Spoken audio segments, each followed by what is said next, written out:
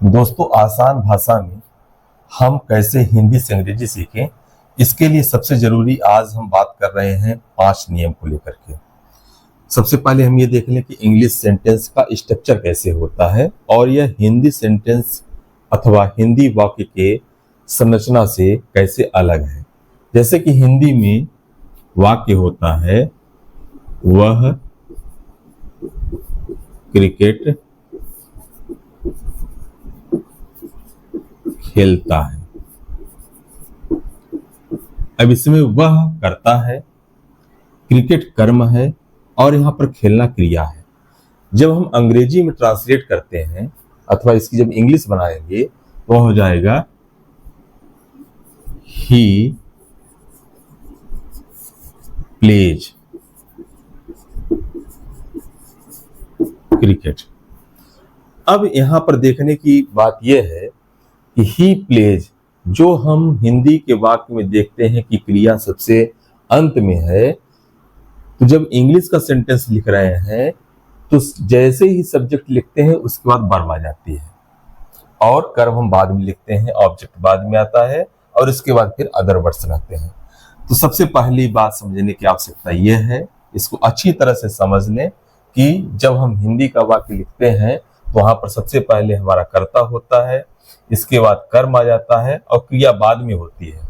लेकिन जब इंग्लिश में हम ट्रांसलेट करते हैं, अंग्रेजी में जब हम उसी वाक्य को लिखते हैं तो सबसे पहले हमारा सब्जेक्ट अर्थात कर्ता, उसके बाद जस्ट उसके बाद हमारी क्रिया होती है, वर्ब होती है और ऑब्जेक्ट बाद में आता है। अर्थात इसका क्रम हमारा दूसरी तरह से होता है। जैसे कि हमारा सब्जेक्ट है, ये ऑब्जेक्ट है और ये वर्ब है। यहाँ पर ये सब्जेक्ट है, ये हमारी वर्ब यहाँ पर आ गई और ऑब्जेक्ट हमारा यहाँ पर हुआ। अब हम समझते हैं सबसे बड़ा खेल होता है अंग्रेजी सीखने में वर्ब की।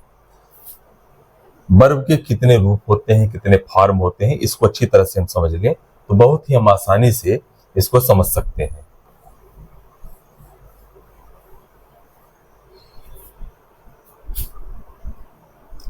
इंग्लिश में वर्ब के 4 फॉर्म होते हैं। सीखने के लिए आप समझिए, वर्ब के form, first form, second form, third form और फोर्थ फॉर्म। ये कौन कौन से होते हैं? इसको बोलते हैं प्रेजेंट, ये पास्ट फॉर्म होता है, पास्ट पार्टिसिपल,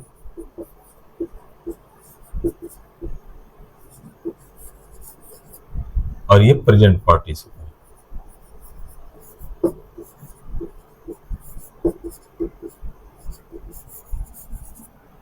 एक उदाहरण देख लें कैसे कैसे होता है।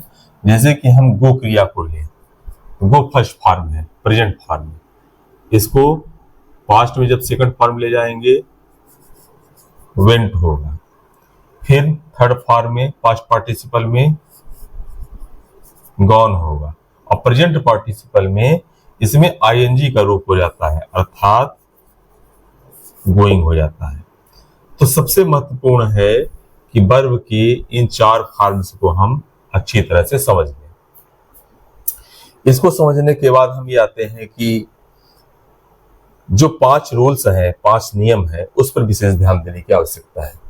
उसको हम एक नजर में हम बता दें कि कभी भी कोई भी सेंटेंस हो, जो पहला नियम है तो टू के बाद हमेशा वर्ब की फर्स्ट फॉर्म आती है। मान लीजिए कोई सेंटेंस है, इस सेंटेंस में यदि टू आया है, टू के बाद वर्ब यदि लिखना है तो वर्ब की हमेशा फर्स्ट फॉर्म प्रयोग की जाती है, ध्यान देना है। यदि फार आता है किसी भी सेंटेंस में तो फार के बाद वर्ब की फोर्थ फॉर्म प्रयोग की जाती है, तो आईएनजी रूप लगता है। यदि मान लीजिए कि इज, आर, एम, वाज, वर, इसके बाद यदि हम वर्ब के रूप फॉर्म को ले आते हैं तो कभी भी फर्स्ट फॉर्म सेकंड फॉर्म का प्रयोग नहीं होता है। यदि आएगा तो थर्ड फॉर्म आएगा अथवा वर्ब की फोर्थ फॉर्म आएगी। थर्ड फॉर्म अर्थात पास्ट पार्टिसिपल का रूप होगा अथवा प्रेजेंट पार्टिसिपल का अर्थात आईएनजी का रूप होगा। हैज, हैव, हैड के बाद वर्ब का हमेशा थर्ड फॉर्म प्रयोग किया जाता है। हमेशा थर्ड फॉर्म, कभी भी फर्स्ट फॉर्म सेकंड फॉर्म का प्रयोग नहीं किया जाता है, हमेशा थर्ड फॉर्म का प्रयोग किया जाता है। और एक जो पांचवा नियम है वह यह है कि इसमें आता है आफ्टर, ध्यान देना है, बिफोर अथवा एट द टाइम ऑफ अथवा व्हाइल अथवा स्टार्ट, यदि ये हमारे शब्द आते हैं और इसके बाद ये कभी भी वर्ब के प्रयोग में हम जाएं, हमेशा वर्ब का फोर्थ फॉर्म प्रयोग किया जाता है।